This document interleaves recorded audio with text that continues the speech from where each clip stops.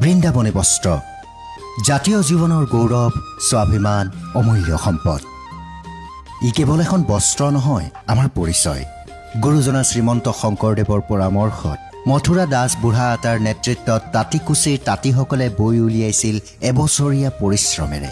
বিষ্ণু অৱতাৰ শ্ৰীকৃষ্ণৰ জন্মৰ পৰা কংসবধলৈকে বিভিন্ন সময়ৰ লীলা খেলা সম্বলিত আপুৰুগীয়া এই বস্ত্ৰ ভিন্ন ৰঙী সূতাৰে চিত্ৰপটত আখৰৰ বাখৰ তুলি বৈ উলিওৱা নিখুঁত বস্ত্ৰভাগী দীঘলে চকুৰি হাত আৰু বহল তিনিকুৰি হাত। ইতিহাসে কয় তাহানিতে বৃন্দাবনী বস্ত্ৰখন ভিন্ন কাৰণত ভূটান হৈ তিব্বত আৰু তাৰ পৰা ইউৰোপীয় ব্যৱসায়ীসকলে এই বস্ত্ৰ উদ্ধাৰ কৰি ইউৰোপলৈ লৈ যায়। পাছত 1904 চনত এগৰাকী লোকে বৃন্দাবনী বস্ত্ৰখন সংগ্ৰহ কৰি ব্ৰিটিছ সংগ্ৰহালয়ত দান কৰে। বৰ্তমানে এই বস্ত্ৰখনে ব্ৰিটিছ মিউজিয়ামৰ শোভাবৰ্ধন কৰি আছে। বৰ্তমানৰ চৰকাৰে এই বৃন্দাবনী বস্ত্ৰখনি গৃহভূমিলৈ উভতাই অনাৰ বাবে উল্লেখনীয় ভূমিকা গ্ৰহণ কৰিছে।